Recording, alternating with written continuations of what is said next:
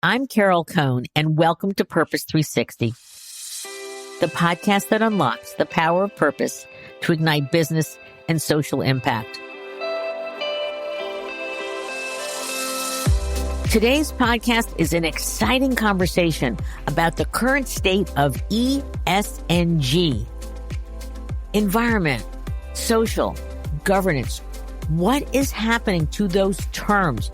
How have those terms been hijacked by a small but very vocal group to twist and turn the true meaning? With our ESG discussion, we're going to talk about what is the role of boards. Why is this so important for recruiting the best talent? How ESG absolutely accelerates innovation. And I have two amazing guests with me, Judy Samuelson from the Aspen Institute, and then David Young. He's managing director and a senior partner from BCG, fabulous global consulting firm. So welcome to the show, Judy and David. Thanks. Thank you, Carol. Okay, so why don't we just jump into it? So Judy, tell our listeners a little of your background. Well, thanks for having me, Dave. Great to be doing this with you. I started out I grew up in California, where I happen to be today. I live in New York City, but I grew up in California, worked in state government, in the state legislature after college, came east for a business degree, moved to New York to take a job in commercial banking. It was real banking, almost street banking in the garment center of New York City. Did that for a number of years, and then joined the team at the Ford Foundation that today would be their social impact investing team, and ran that program for close to a decade. And it was during that period of time that we started looking more closely at the role of corporations. We were actually prompted by the executives who sat on the board of trustees of the Ford Foundation, who started saying, why don't we talk more about the business sector? After all, we're in the business of community and economic development. How about business's role? And that kind of set me on a journey that I'm still on today. I left Ford with a grant to start the program that I still lead today, which is the Business and Society program at the Aspen Institute. The Business and Society program is about aligning business decision-making with the long-term health of society. And I would just say that, we believe deeply that we need business at the table to solve our most complex problems, and that there's incredible capacities and talents that reside in the business sector, and our work is about unleashing that capacity. I love the unleashing that capacity. And so talking about unleashing, David, give us a little bit about your background. Oh, Carol, thanks for having me on your program, and particularly being able to join the program here with Judy. Today, I'm a senior partner and managing director at BCG. I came to the firm after 7 years in industry, in the bearing and steel industry. And then I joined our Chicago office back in 1988, had assignments in different offices, including Asia and around the world. And today, I'm a senior partner leading our topic on sustainability as competitive advantage and ESG strategy. Prior to returning to the firm 7 years ago, I spent a decade as the global chief operating officer of World Vision International, where I had accountability for its 41,000 staff, doing long-run community development, humanitarian and emergency response, advocacy, and microfinance, really making an exciting and positive difference in the lives of over 150 million children a year, and of course championing the progress on the SDGs. So it's a real pleasure to be on the show, and certainly to have this conversation with Judy on where we are with ESG. Now, ESG has been in the news, for at least the past year or so. It's gotten really heated up. And it's gotten into political wars and cultural wars and such. But let's just go back. Let's unpack this. What is ESG at its core? So, Judy, why don't you start? Wow, what isn't it?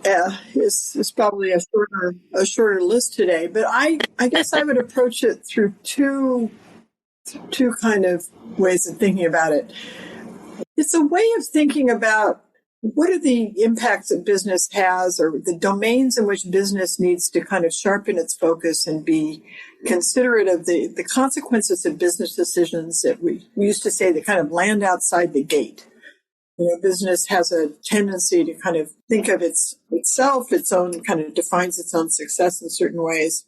And of course, that takes it into the competitive space, and it thinks about customers, and it thinks about other ways that they can think about their revenue generation, and the S, the social issues, the E, the environmental considerations, and then G, the governance part of this. And that's really very much where our work resides in a way, because we're very much about how are decisions made? How do you make high quality decisions that stand the test of time? When I'm talking to executive teams, and we get into this, how should I think about ESG? I always describe it, it's the explicit recognition of material externalities that are created by your business on its stakeholders in those areas of environment and social impact and governance.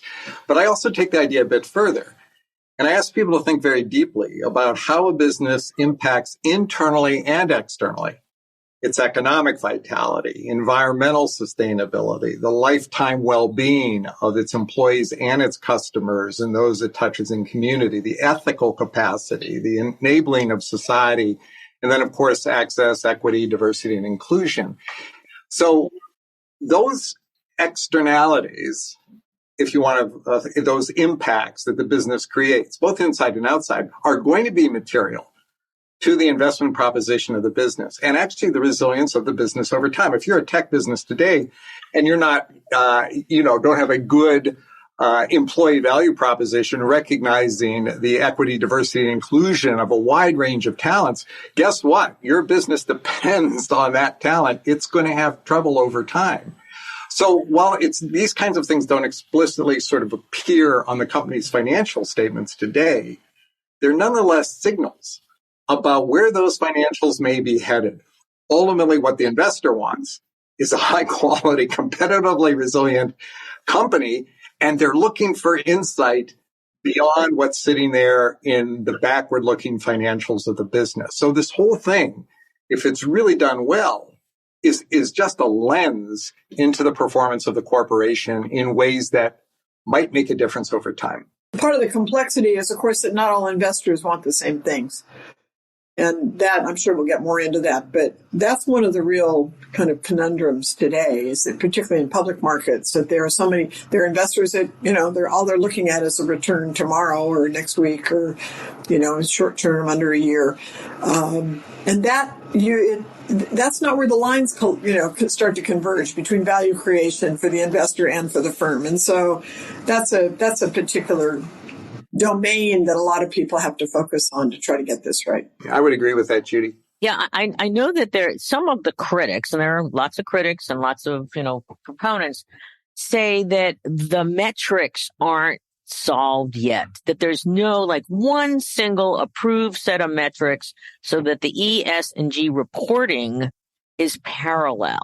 So how do you feel about that? And how are we getting closer to one set of metrics? I would say the one thing that I find helpful is the concept of materiality, right? And you'll hear that a lot in the space. And materiality really says, look, what are the things most material, most important to critical stakeholders and to the performance of the business over time? And that connection is how I get the managerial and the investor to happen. Now, are the metrics there today? Are the correct metrics there? I think it's a great question. No, right? And I put down the messiness of what's going on today to kind of growth pains. If we sort of think about this, ask ourselves, where were we 10 years ago? Where were we 5 years ago? Things are remarkably different in context, right? We have a real messiness going on because we're working through this real time across all industries. We're looking for transparency. We're looking for disclosure. We're looking for accountability of these externalities. And so the burden in my mind falls very much onto the company to be just razor sharp about what matters, who are the stakeholders, what really matters to them, and how does what matter to them or what should matter to them connect to my business, and what am I doing about it, and why does that make me a better company and a better investment? So it's going in the right direction. The starting point, though, is the clarity of the company about what it's actually paying attention to and why that makes it a better business. So, David, it sounds like you're talking about notes and a melody. So it's both metrics and then the song or the symphony. So I'm curious from both of you, It's a conundrum out there. So how do you, I mean, from a communication standpoint, you've got the metrics and you've got various reporting frameworks, but you also have the melody. What do you suggest to your clients and colleagues about how you tell the story so it's authentic and it comes from materiality? If a company, to be able to speak authentically to this, they really need to know who matters in order to deliver on the supply chain, in order to, who's granting the license to operate if they're dependent on certain minerals or on certain kinds of inputs that are the, domain of certain jurisdictions. All of these things require, so you can't think through the long-term health of the enterprise without thinking about who do I need? Who am I truly dependent? Where's the mutual relationships that are going to be? And sometimes it's working with competitors. Sometimes it's working outside of your own industry. Sometimes it's working across lines and, brings us into, kind of some of these new and exciting, I think, areas of kind of co-creation with people in the nonprofit sector and NGOs that may be the guardians of something that is very, very critical to your product. I think that the employees are a remarkably important piece of this puzzle, and that they, and unlike investors, they actually are the short-term investors. They are pretty much long-term. The employees, ironically, are a better window into both the outside and the inside, and they're the ones who are managing the supply chain. They're the ones who pick up the sensibility of the customer, and they see the cracks between the intentions and the execution because they live it. And I love that you're saying that, because for over 2 decades, I've been talking as employees as the number one stakeholder. And now most recently, when we're constantly in a war for talent, whether we're upsizing, pivoting, or whatever, we're in a war for talent. And I know you said that, David. When I was interviewing Alan Murray from Fortune, and I said, how do you get the message out, Alan? And he said, it's right in front of you. It's your employees. But I want to get back to the public markets, because that's where ESG plays so much. And so I'd like to ask both of you, how the heck did we lose control of this? And all of a sudden you've got Governor DeSantis and you're talking woke capitalism and culture wars. And so how did we get here? What happened? I think there's 2 stories of how we got there. Maybe many more. Climate is one story. It is, we're living it. We have a generation that is painfully aware that they will see much more than us boomers who have, from their vantage point, and they're not necessarily wrong, have screwed a lot of things up here in terms of conservation and using resources well. And we've lived in an environment of cheap goods and consumption is driver in the economy. And of course, that's created a lot of wealth, which leads me to the second part of this, which is we are sadly living in an area of growing inequality in the United States. This isn't okay, and the ramifications of running an economy that is, I'd say, is continuing to reduce inequality when we're talking about public markets. I mean, the stock market is not a equalizing machine here. It is a disequalizing machine. And so to the extent that we amplify the stock price, or if that's the main target, it grows inequality because the market is not held equally. About 50% of Americans participate in the stock market, but the vast majority of them have very little holdings.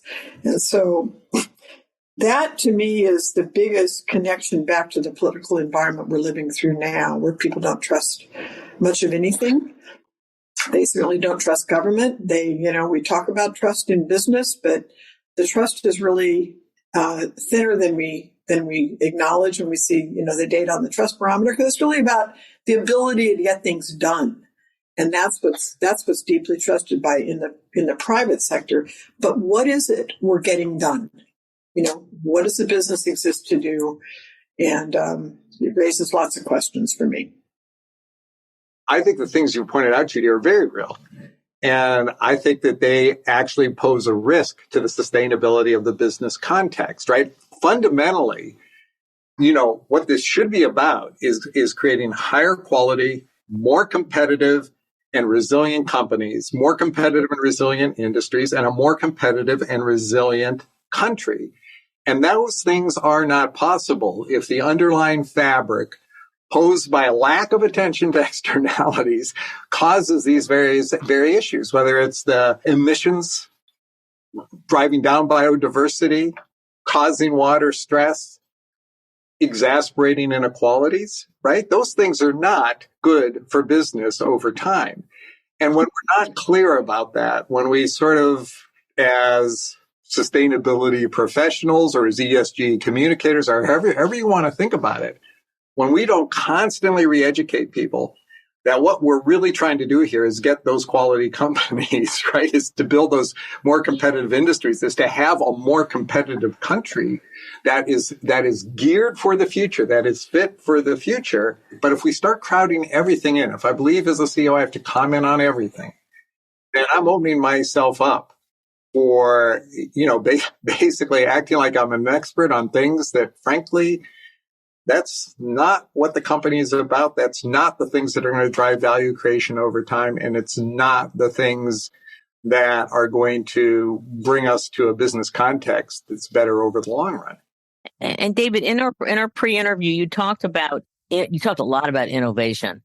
And I think that, how do we get the conversation shifted from politics, are you red or are you blue, to more about healthy, growing businesses that help to innovate towards climate or health equity or such?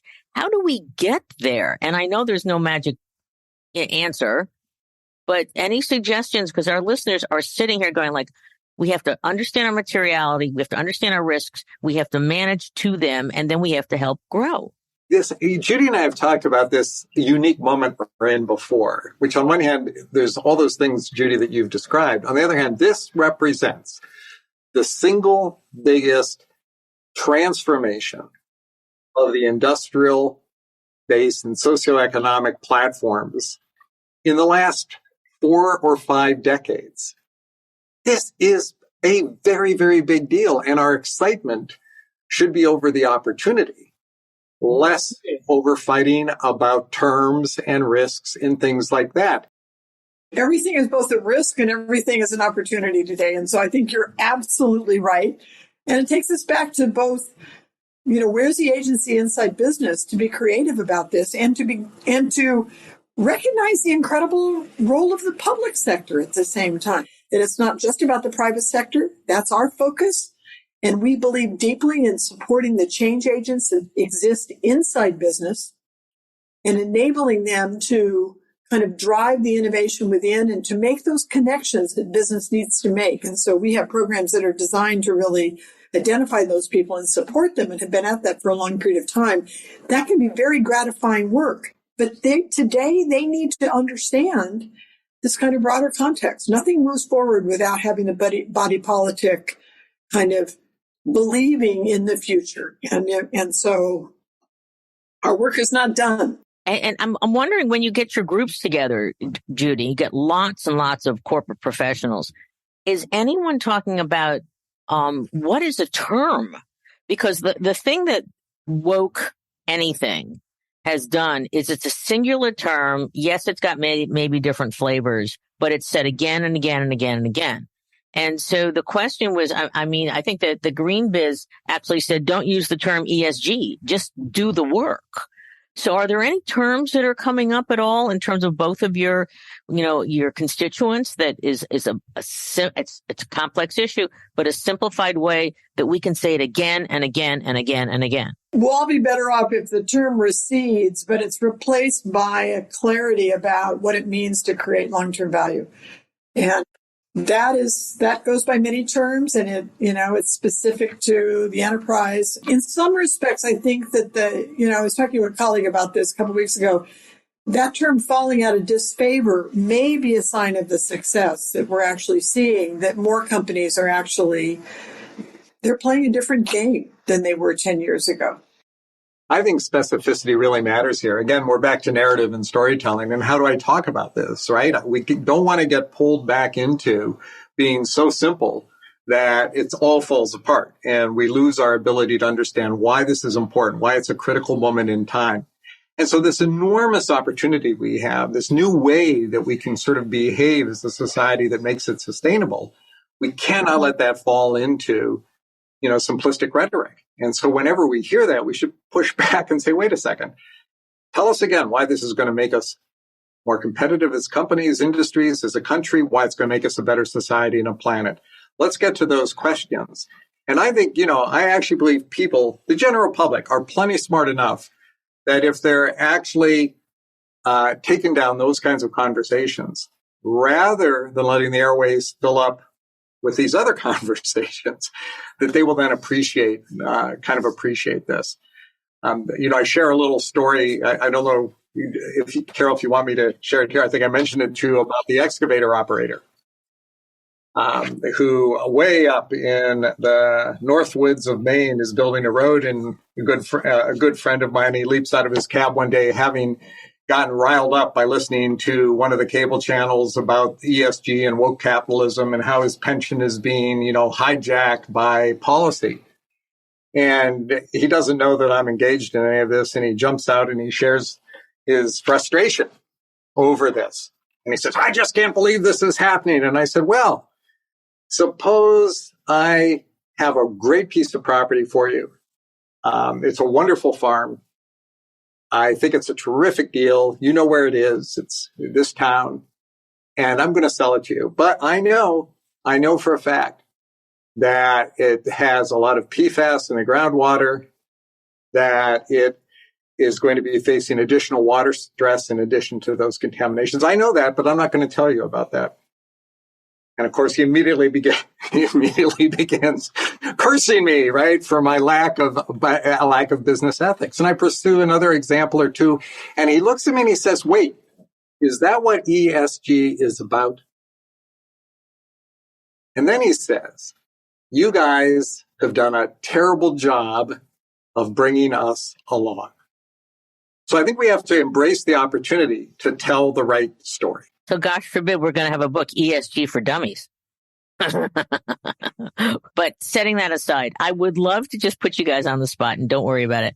You're going to meet, I didn't want to tell you this, but tomorrow you're going to have breakfast with Governor DeSantis. And you have the opportunity to crisply challenge his woke capitalism and ESG. So what might you say to Governor DeSantis? And I don't want to make you, blue or red or whatever, but we're trying to clarify and crisp up for that, that backhoe, that trucker operator, so he understands or she understands. And I know it's hard. What I would say is, Governor, could you agree that the things we should aspire for are the most competitive and resilient, value-creating companies that we can, that are good for your state, that are good for the employees, that are good for your environment, and will make your state the most competitive over time as possible, both in its economic progress, but also attracting the world's best and brightest from within our borders and outside our borders to make this state great. Now, if we can agree on that, then why don't we pay attention to the things that underpin that?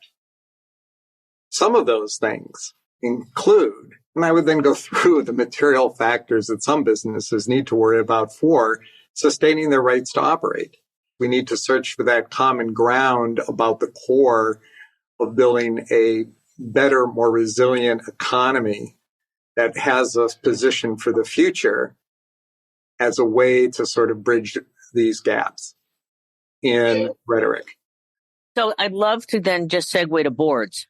What is the role of boards in ESG today, since governance is so much of what they're supposed to give guidance on? Oh, gracious. Oh, gracious. Oh, no. Carol. No, Carol. I mean, if there was, and Judy, maybe I will overdo this and you can pull me back a little bit, but if there was ever a time where highly unlikely board mattered, right? It's a time when you actually have to make choices for the longer run. I did a little analysis recently where I went back and I looked at the CEO tenures of across high emission industries, not just oil and gas, energy, utility, and industrials. And I compared that to what is the time remaining in their seat. Okay. And it was about 3.5 to 4 years to the median within their industries. Okay? And then you're sort of saying, okay, and so everybody's bravely making net zero goals, 2050 net zero goals, announcing plans. Almost any of the transitions we're talking about go well beyond the time of the CEO and yet require the bravery of the CEO right now. Now, who is it that actually is supposed to work alongside management to introduce the right horizon, the right balance between tomorrow and today?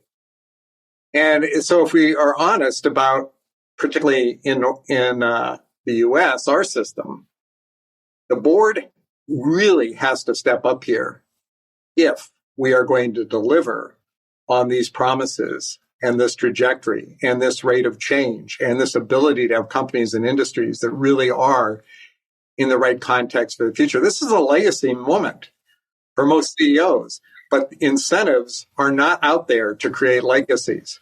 They're out there to create earnings. And we need the board to put a legacy perspective onto these moments right now. Well said. They need to be designed today to listen differently. Companies that are doing things like taking the committee that their entire job was to design the CEO's pay. It's like, well, wait a minute. Is that the only thing we need to think about when we think about human capital? I don't think so today. So we're starting to see some innovations happen. We're seeing the very first company that I was aware of, Bunge, put a chief sustainability officer from, Starbucks on their board. That's an interesting decision to make. Like, what kind of knowledge do we need? Who are our competitors and who are our, allies in kind of thinking about biodiversity? I mean, you can't do these things just thinking about one company at a time. The issues by nature are going to bring you into complicated relationships, but ones that do have the potential to stand the test of time if they're designed for future-proofing a natural resource. So those kinds of relationships will outlast the people that put them together if they're designed well, and will draw from the best talent in the world of NGOs and government and beyond. And, I don't want to be a Pollyanna here. None of this is easy, but I do think we're seeing a real change in attitude. Yeah, Judy, I love what you've said. And this notion that, yes, there can be innovation in governance as well. There can be innovation in how we think about the board, right?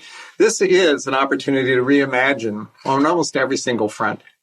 And I think that should be enormously exciting. But we also have to be, Judy, to your point, we have to be honest about the challenge of that kind of reimagining. The people who populate most boards today did not have a career where they were trying to make these things happen, unlike many business decisions where you're looking to the wisdom and experience of board directors for help and partnership to management, because you're hoping that the repository of their histories and experience were analogs to decisions you have to make now. That's a great point. Are either of you suggesting to boards that they need to add, such as that sustainability board member? So they need to get, dare I say, younger, hipper, much more in tune with the complexity and changes in the world today. You can't see it, our listeners, but we're seeing shaking heads. Hey, I hate to end this, but what I'd love to do is I always like to give the final say to my guests.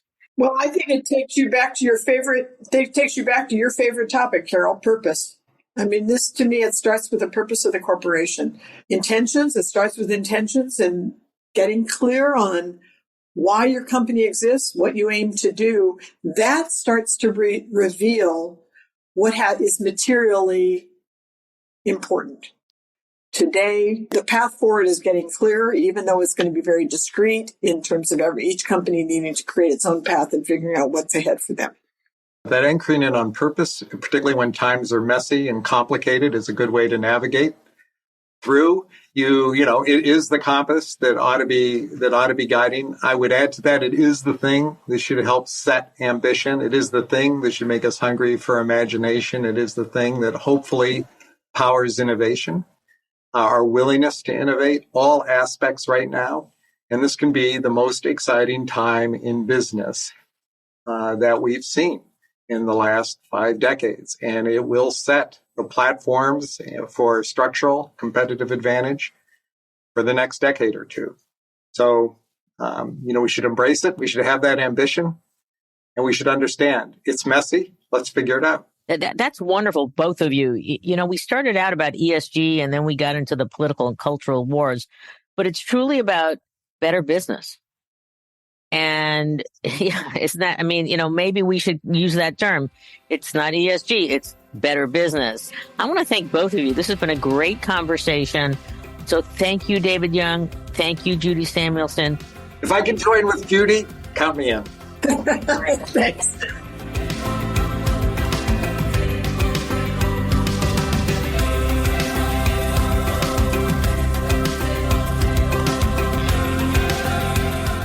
This podcast was brought to you by some amazing people, and I'd love to thank them.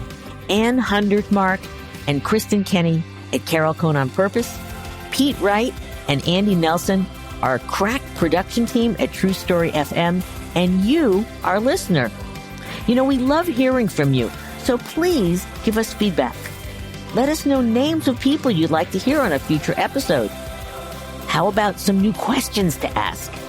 And also, please rate and rank us, because we really want to be as high as possible as one of the top business podcasts available, so that we can continue exploring together the importance and the activation of authentic purpose.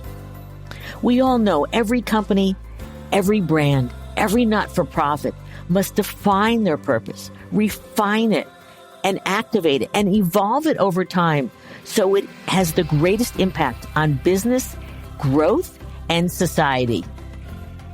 And by listening to these episodes and sharing them with your colleagues and talking about them, I want to inspire you to have an amazing answer to this question: what is the power of your purpose? Thanks so much for listening.